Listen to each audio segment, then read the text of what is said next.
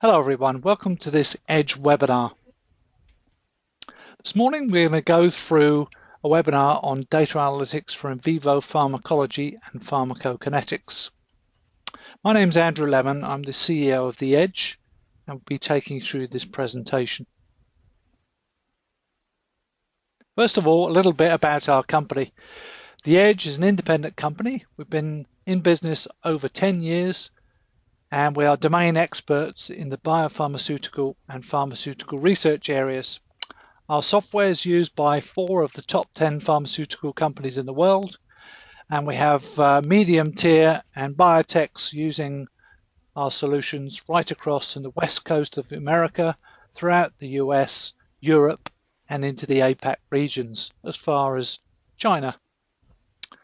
We deliver solutions for assay requesting and planning, data management, including support for various areas such as DMPK, ADME, in vivo pharmacology, screening and biotherapeutic applications.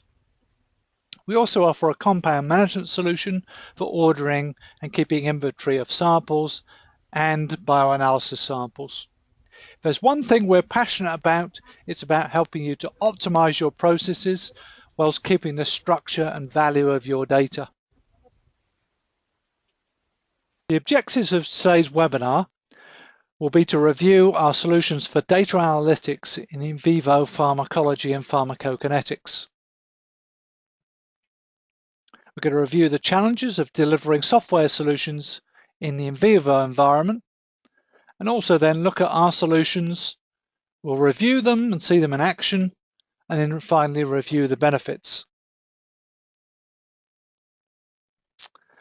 These sum up the 4 key challenges of delivering software into an in vivo environment. The first one's variability. So that's basically the various different study conditions that are being used and the variability the solution needs to cope with.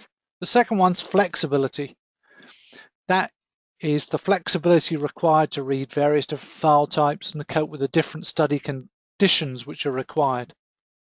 Third area is in workflow, and finally reporting and exploiting that data. If we look at the first topic, which is variability, here we're talking about variable different study conditions, observations which may vary during the study, as well as different file formats that are read for different analyses such as mass spectrometry, as well as interaction with different devices that are used to run a study such as calipers, balances, and RFI scanners. The solution needs to be flexible. It needs to cope with changing dimensions of the experiment in areas such as formulations, where I may have various different components of the formulation. We also want to be able to allow the overall experiment to cope with flexibility in terms of the number of animals that are used in a study, as well as how they're arranged in different treatment groups and different allocations of animals. We might also have variability in the parameters that are used to analyze. So for example, if I'm using different species and strains of animal, I may have to use different parameters inside the study. Balancing all these different aspects of flexibility is what makes delivering software solutions in this area very challenging. The third area, which is particularly acute for in vivo, is managing workflow. So we're going to have different people, teams, and individuals working together to run the study. It's very easy for inefficiencies to creep in. So we need to manage things such as receiving samples to test, tracking animals that have been ordered and delivered, interaction with other teams in order to efficiently process work lists of items to process, such as dosing and sampling tasks. Here's an example of a typical lab workflow. We're going to order our animals, we're going to order compounds, we want to formulate those compounds using a formulation, then cage and group the animals ready for treatment, treat them, we're going to take samples, analyze those samples with other teams, then bring all the data together, analyze it, make our study conclusions, and then finally release the results of the study. So you can see there's lots of different aspects to the workflow where different teams and individuals work together to get the overall study run. What we've done is create a flexible solution that allows you to address these different challenges. It's a data analytics environment which handles the dimensionality of your experiment. So basically it means it will expand to fit the needs of your data. It's got all the onboard data analytics you need to run these types of studies, such as curve fitting, statistical analysis of variance and other statistical parameters, as well as things like non-compartmental PK modeling, so we can calculate all the standard PK parameters. It all provided with an electronic protocol that helps guide users through use of the system. And the same data analytics environments available in a variety of different flexible deployment options. Homing in on the first aspect of this, these elastic templates will expand to meet the needs of your data. So that means different treatment group sizes or subgroupings of the data are automatically accommodated. You can build relationships between your data so that model-based calculations happen automatically during execution of the model. It also understands about your scientific data types, so we can bring in data from different sources, such as mass spectrometers and other instruments or analytical instruments that are used inside of a study. Here we've got a few examples of the inbuilt data analytics. So for example, we could do curve fitting, we could do charting and graphing of data inside an in vivo study, as well as calculating statistics and showing those during the operation of the study. It's all instruction driven, and here's an example of an in vivo instruction set. All we do is click through the instructions. We can mark off the ones we've done. So we're clicking through the study protocol and automatically it will guide you through the process of running your analysis. That makes them easy to learn and reduces the amount of training that's required to use the solution. All of that adds together to allow you to run studies more repeatably and more reliably. Finally, as I mentioned, these same data analytics templates are available in a variety of different environments. First of all, using our own workflow-driven BioRails platform. This tracks everything from study request through the scheduling process to final study execution. It provides you with a biology electronic lab notebook for protecting the intellectual property that's generated during the study. It also allows you to store, search, and trend your data. So this allows you to take advantage of such as cross-study searching.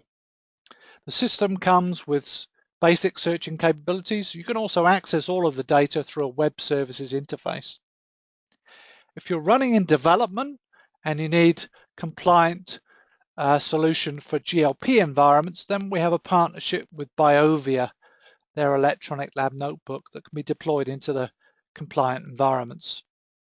It's also available as a desktop productivity tool if you just want to use it to support certain aspects of data analysis during a study. We've applied these data analytics templates into a variety of different animal study models, from behavioral scoring tests for CNS applications, through xenograph studies in oncology, diabetes studies, locomotion studies, and also we're building generic in vivo models as well, so you can use it across any different therapeutic area. The key thing here is this data analytics environment is very adaptable to any study model. So it doesn't matter what type of study you're doing, you can still use this solution for that. In fact, that makes it a much better long-term investment for supporting different study types. At this point, I'm going to hand over to our two consultants. That's Richard Burgess, who is a field application scientist working out of our UK headquarters, and also Peter Vine, who's a senior consultant and data scientist working out of the Netherlands. Richard's going to show you an example of an in vivo pharmacokinetics data analytics binder, and then Peter will show you an example of an oncology xenograph study. So at this point, I'll hand over to Richard.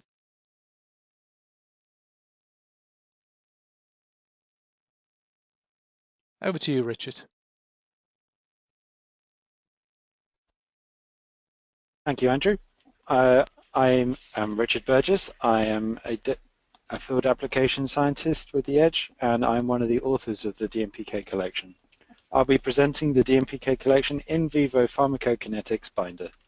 This is a template for first creating a customizable protocol, then carrying out that same protocol. It provides a method of putting together your whole study protocol, including formulations and sub-study groupings of animals and conditions. It also provides a scheduling tool, plus printouts for your dosing and sampling schedules.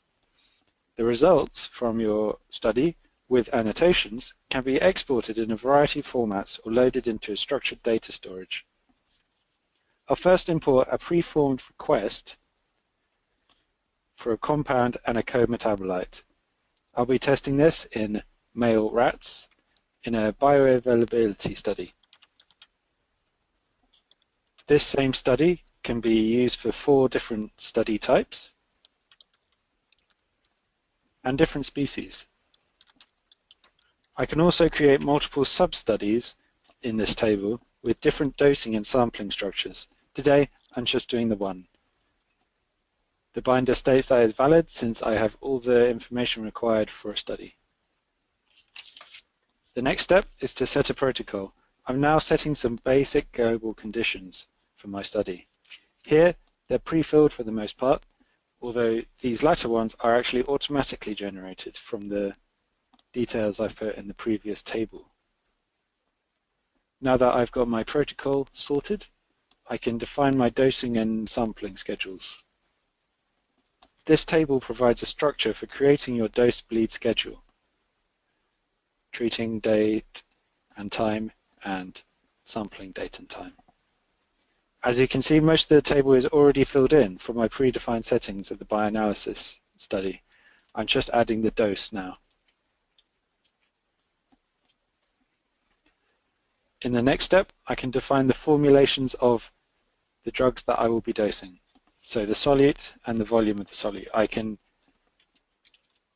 set up multiple different solutes mixed together to produce one formulation, but today there's one.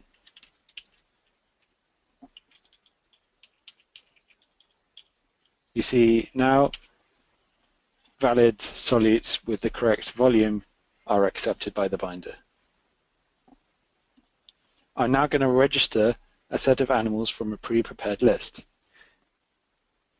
When they're imported, they're randomly allocated to the sub-study. I can repeat this randomization step in case one of the animals is picked is unsuitable for another reason. Now that all of the study design is finished, I can fix it in place. This is fixing the study protocol parameters in place, preventing them from being edited from this point forward. It also prepares instrumentation input files, and this pop-up is a prompt to save these. That will allow for automated use of instruments for bioanalysis based on the plate map that you see before you.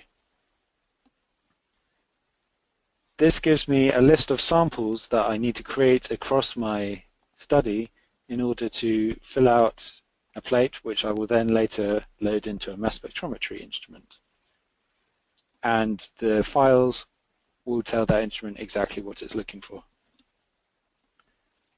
Now that I've prepared to do my in-life study, I can now carry it out.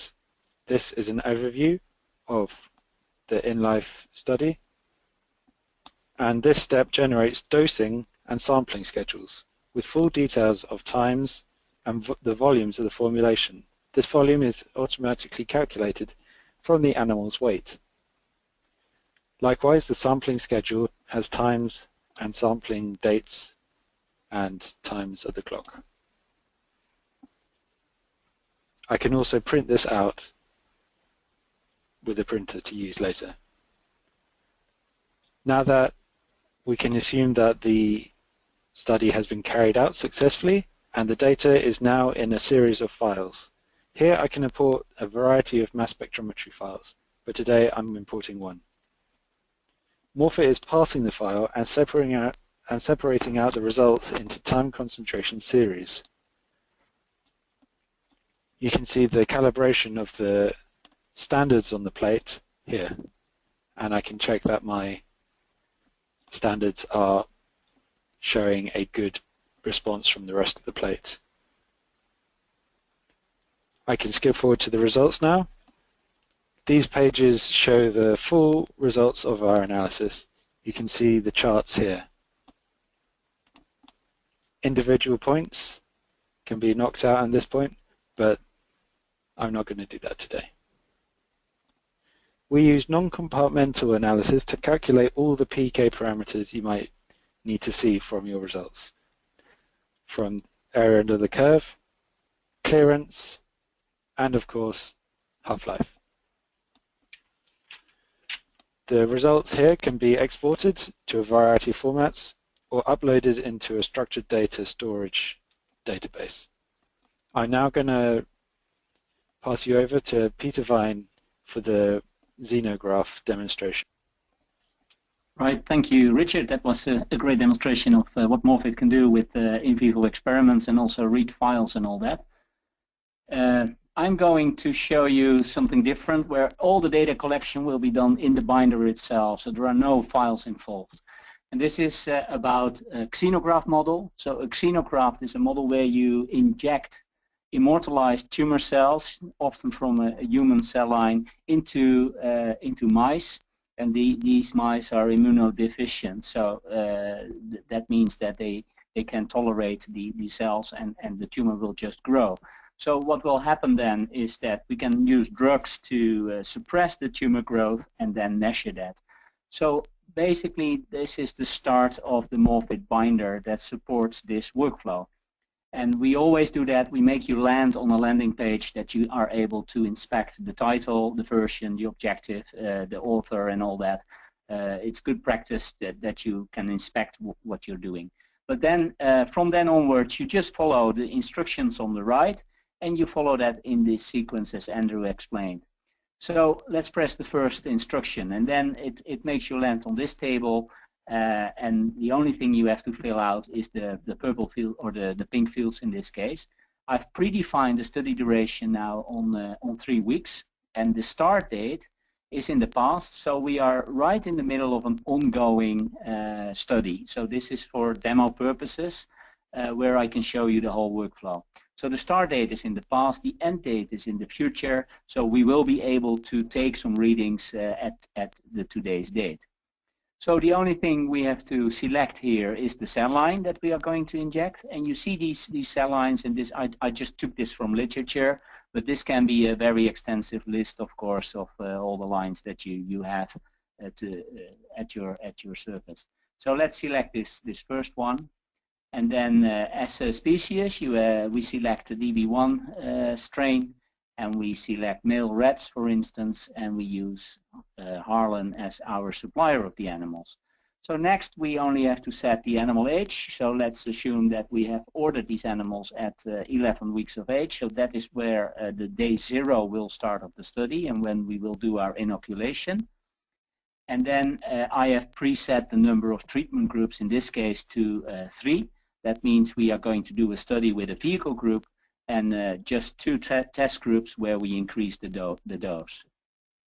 So next we have to set the total number of animals in the study, which I will set to 36 in this case. Or to, no, this is too low, let's have 36. That doesn't say that we have 12 animals per treatment group, because as many of you will be aware, this is a disease model, so we induce a tumor, and that doesn't say that we meet the requirement. So the tumor has to lie in a certain range of tumor volumes, and it doesn't need to say that the animals will reach that threshold. So we might end up with 20 or so animals. And next are some fields that you can change depending on how you want to run your study. So often what happens is that people recage their animals. So after the allocation to treatments, you might need to recage because you want all the animals with the same treatment to go in the same cage. And that means that you have to give them new names and all that. So we also decided that we do 5 animals per cage in the the initial phase of the study, so before allocation, and 5 animals per cage in the post phase. But that can be changed here. So let's make this 6, for instance.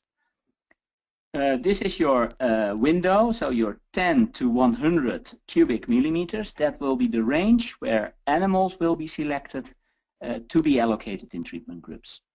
And finally, the 2 green fields are just for health observations, but it's pretty important because the binder also takes care, and it takes a constant reading of exceeding the 2000 cubic millimeters in this case, which is pretty big for a mouse. And then, yeah, we have to finish this animal basically and take it out of the study. And the same is true for if the body weight drops till lower than 20% from the start of the study, which is another reason to take out the animal, and just for home office regulations. So this is basically defining the general settings of the study. Then we move on to define our treatment groups. And I've done some pre-editing of this, but here you can set the role of your treatment group. So in this case, we've got 1 vehicle and 2 test groups. So this is then dosed at 0, of course. There is no compound in this group, just the vehicle. So let's select that vehicle. And again, you see these drop-down lists which can be linked to ontologies in BioRails, or can be defined inside the binder itself. So let's use this as a vehicle. It can be different for all of these, of course. So this is a 0 dose, and we have an injection volume of 1 milliliter. We can have a comment as well here. And simultaneously, while you are selecting all of these parameters, you see that the group name is automatically built up as a normal text. And that can be used then to plug it into the legends or your table for reporting. Finally, one important note is that we can also increase the number of drugs that we give to in one single treatment group. So this is not completely trivial, and many programs don't allow that, but often you want to test the synergy of 2 drugs, for instance. And you can do that. You can just add 2 or 3 or 4 drugs to it, with each its own different route of administration, and the system will cope with that. So this is all you have to do for the treatment definition, and then you move on to register your animal. So we are still in the planning phase here, but now the animals actually come in, and when you press this instruction, then you get your 36 animals. And they get this pre-name, and that is the concatenation of your cage and your sequence number inside that cage. And the post name will be used whenever they are allocated to the treatment group. So it is one table overview of how all these names are because basically these are aliases for one and the same animal.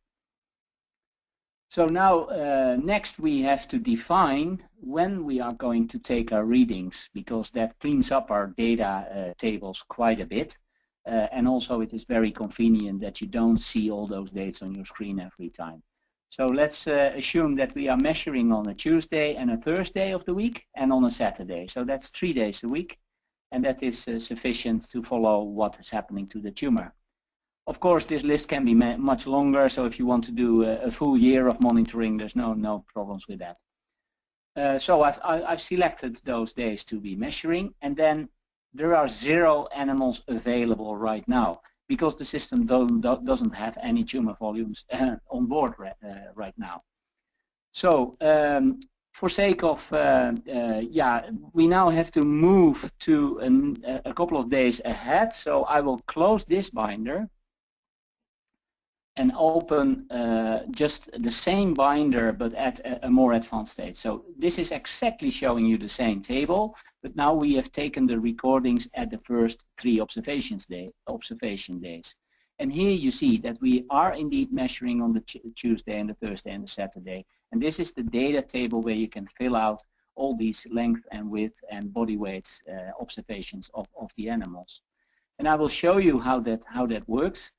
Because for today you see that there are no data yet for this specific animal, and if you press this button, the binder will open a form, and then this is just very convenient to type in the animal, and you can also use a barcode reader to detect your animal, and you can even have a fully hands-off approach here, where it automatically jumps to the next field, which will be the length of your tumor, and then you can use a caliper to read the length and the width, and then you use the balance to read the body weight. And because automatically everything is, the cursor moves to the next field, this is all fully hands-off. But for now we're using just the keyboard, so we are applying this. So it is taking the A1 animal from this table, and now we can enter the length and the width of the tumor. Let's say it is 2 and 4, and we have a body weight of say 80. And then we close this, or we move to the next animal, of course. And then you see it's taking the this reading in this table. So this is the data for today on this specific animal. So once you think you might have enough animals to include in your study, then it's time to move on to the next one, the next instruction. And then by pressing this schedule button again, you see that suddenly this starts to fill. So on this day you had 22 animals available that fell in that tumor volume threshold range. And 19 on this day, 22 on this day, and today we've got 21. So there is not a big increment. But there's one secret I have to tell you. This is not real data, this is simulated data. So there is basically some noise in it, and a model I used for generation of this data. But we now have 21 animals available, and let's assume that is sufficient to start our study. Because if we would wait too long, several mice would grow outside of our tumor volume range, and then you can't use them any longer. So you must. Yeah, it's a compromise. You need to have sufficient number of animals to start your study, and it shouldn't be there shouldn't be too many animals that grow too large. So basically, let's select today as our treatment day, first day of treatment, and then we need to allocate. So on the basis of this, it puts a dot here to indicate that we can now allocate our animals based on the basis of the tumor volume readings that were taken by today. So we move on to the next instruction, and now we have done the whole allocation. It is as simple as pressing this button. So here you see your animals, and these are ordered from a high tumor volume to a low tumor volume, and then you get this algorithm that allocates the animals in this fashion, and that automatically is a kind of an, no, it's not kind of, it's an optimized way to distribute your animals such that your means of your tumor volumes are all in the same range, are as equal as they can be, and your variances as well. So this is a good starting point for your study. So this is your vehicle group animals, 7 in your low dose, and 7 in your high dose group. So now we can, if we are happy with this, like Richard was showing, he also did some allocation, we can repeat it. If there are more, tomorrow we can repress or again press the allocation button, and then we might have 1 or 2 animals more for our study. And that is the problem with the disease model. You can only wait to see how many you have available for, but this binder fully supports that. So let's assume that we agree to this allocation, then we can fix it, and that means the binder is now prepared to take all the readings. And also it synchronizes all the days, and it calls the first day of the treatment day number 0. So let's now close this binder again, and we jump ahead a couple of days in time again. So I've opened a third version of the binder, where again I display the observations table.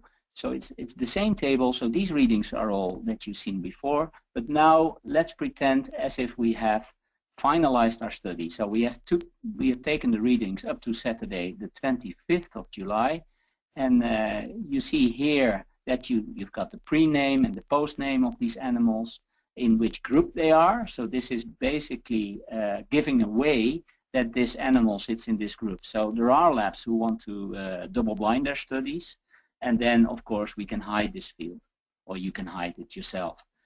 So basically you can work in a double-blind fashion if you want. but some labs want to see in what group they are.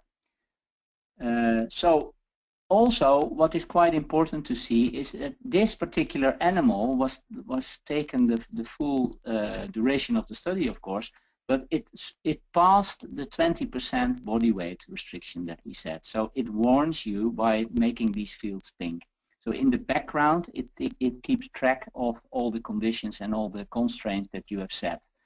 And basically, this animal should have been killed or should have been terminated at this specific day.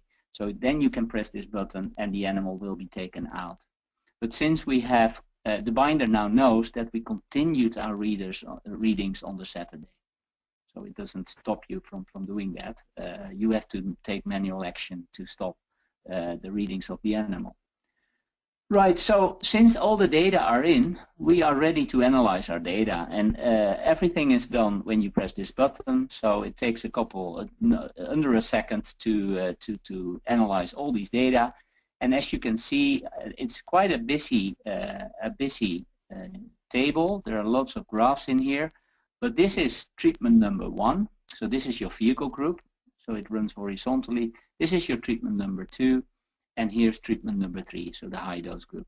And you see there is a difference. This is showing all the individual animals, so the 7 animals in treatment group number 1. And this is showing you the same data, but now as a mean and a standard deviation, or a standard error. And also it does a relative, so on the 2 axes it does a relative and an absolute plot. And the same is done for the body weights. Again, the means and the relative difference of the mean. And here you see the days that were needed to reach the tumor volume threshold. So that is then plotted as well. And here you've got the survival. And I hope that survival is common to you. Normally what we mean is that the survival, before the time that it takes to terminate the animal basically, but often that is not a very objective measure. So instead we take the threshold of 200 and 2000 cubic millimeters. When that is reached, we take that as an absolute criterion and we call that the endpoint.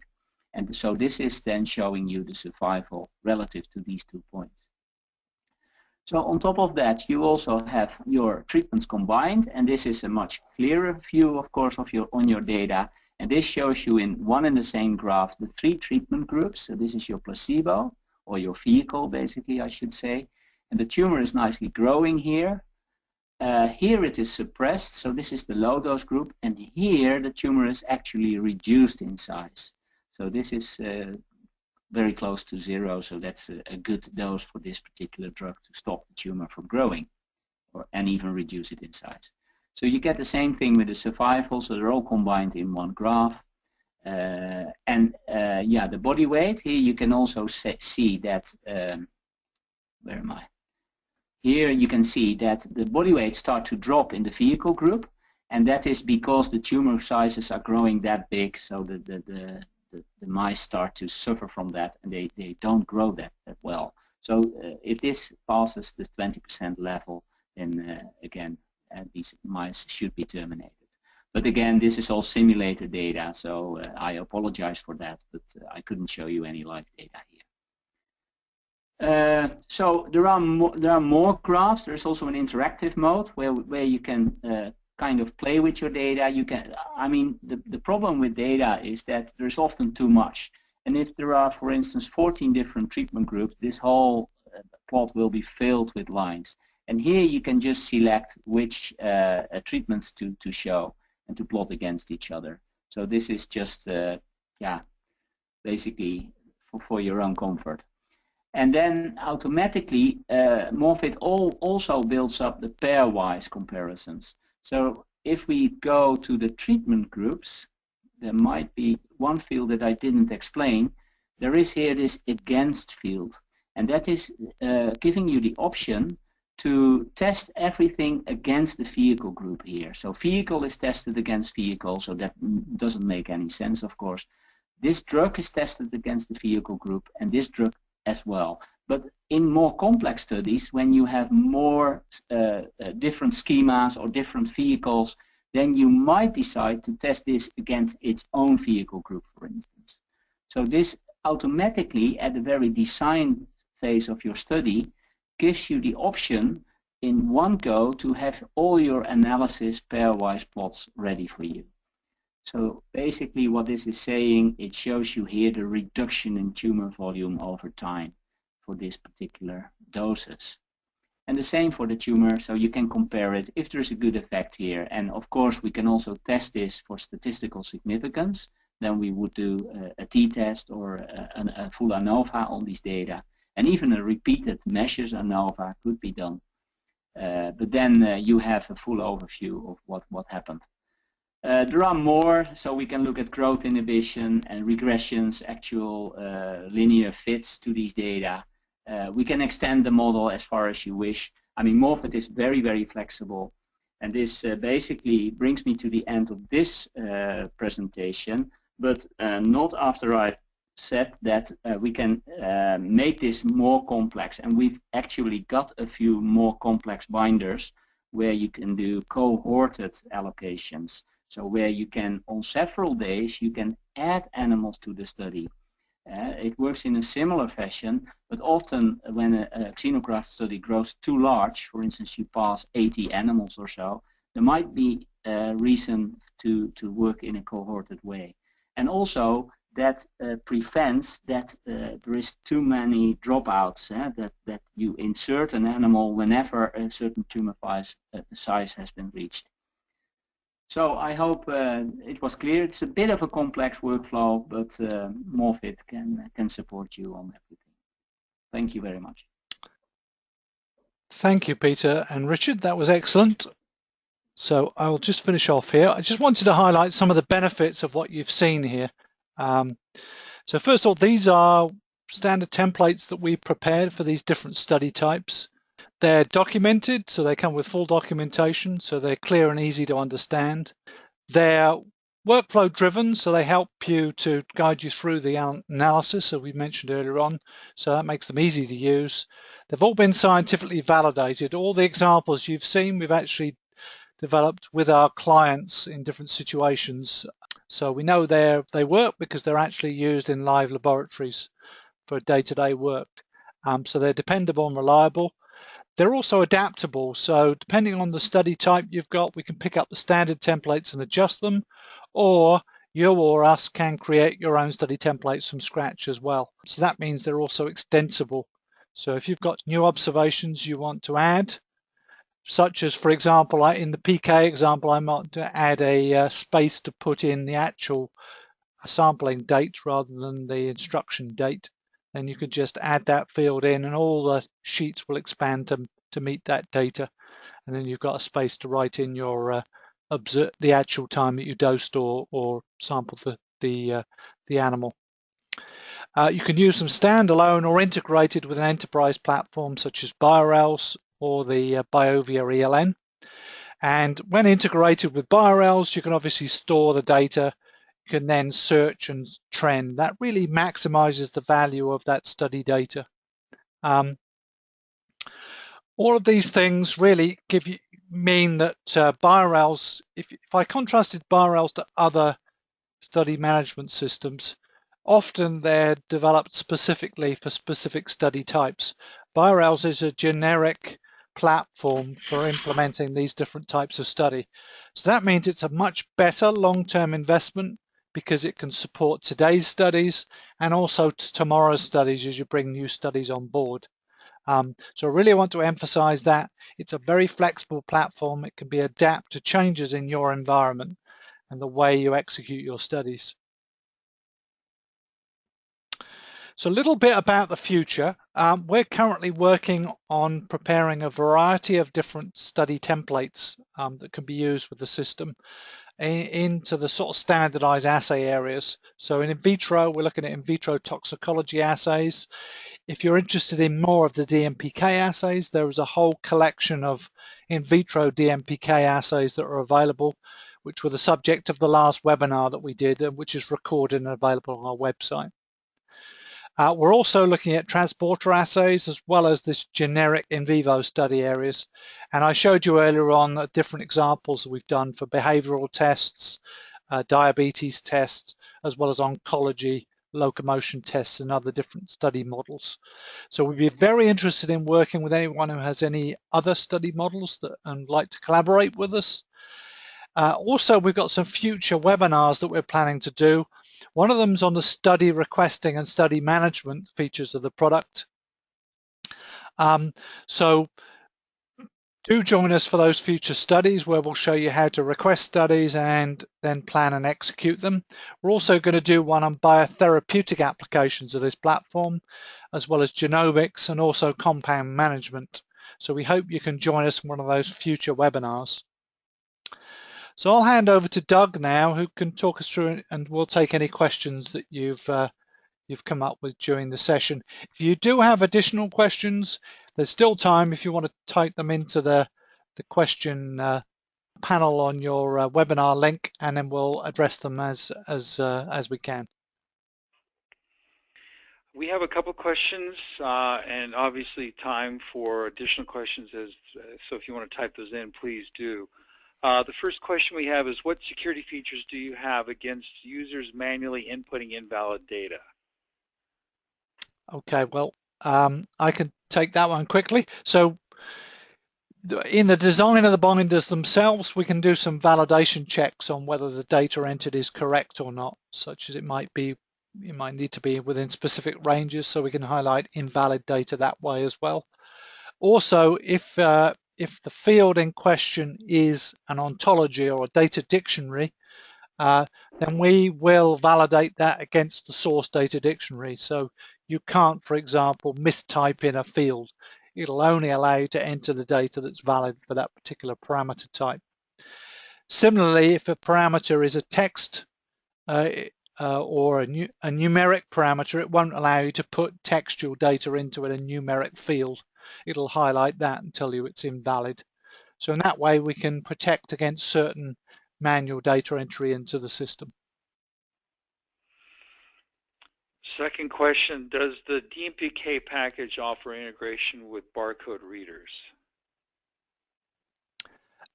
Yes, so it's fully compatible with barcode readers, so you can barcode in container samples. If you're using barcoded containers that come from an inventory store, we also provide a link to existing inventory solutions so that we can validate those barcodes are correct, and even do things such as checking there's sufficient material in them. So barcodes can be used in a variety of areas, both for sourcing compound for dosing, and also if you want to use barcoded containers for printing out dose and bleed sheets, so you can barcode them off the sheet and also print out barcode labels. You can do that as well. Yeah, can I make a remark on instrumentation in general, including barcode readers? Barcode readers are pretty simple in that they simulate a keyboard. So whenever you enter data through a keyboard, you can also use a barcode reader. That's the technical story. Whereas a balance and a caliper, for instance, typically use a serial interface. So that's RS-232, so that is or USB, and Morphit can support this all basically. Good. And then I think just a couple of other things that would be good. Are there built-in observation ontologies, dictionaries? How are they useful? For early stage studies, what would be the necessary changes? Okay, so on this, I've got another screen here. I thought I will show you a different part of the solution. So this is the BioRails data catalog, and that manages all of the ontologies that are being used in the data analytics environment that I showed you. So this allows you to build up all of the terms and conditions that you're using. So for example, when we ship you the solution, it comes with a standard set of ontologies built into the system that you can use for your study design and use with the binders. So for example, here I've got one example, which are the PK different study types that Richard showed you earlier on. So here we're saying you can use that PK binder for a bioavailability, a custom dosing study, or a multi-dose study, or a PK/PD study. And if you want to, you can edit these, you can add extra terms that are used in them. Similarly, I might have one which has routes of administration, for example. So here's the route of administration. So here we've built up an ontology of different routes of administration. You can add your own on top of that if you're offering custom routes. So all of these are built inside the system here and will allow you to bring in your data into the system. This also allows you to link to external systems that have some of those ontologies implemented. So it might be a public ontology from a public website, or it could also be another system internally, such as something like a compound registration system, which would hold lists of batches of sample that can be tested. Or you might have an animal management system where you can actually bring in the animal identifiers in through this data catalog. These have then brought to bear on one of the studies, and what I thought I would do is show you, this is an example study actually for the oncology study that Peter showed earlier on. And so this is our study notebook page here. You can see it's made up of various different sections. It contains the embedded data analysis sheet, as well as the graphs and charts for your data, and the result data as it's generated during the study. In here you can edit the data. So if I click on the link here, it will activate the sheet. So here you can see one of my ontologies in use.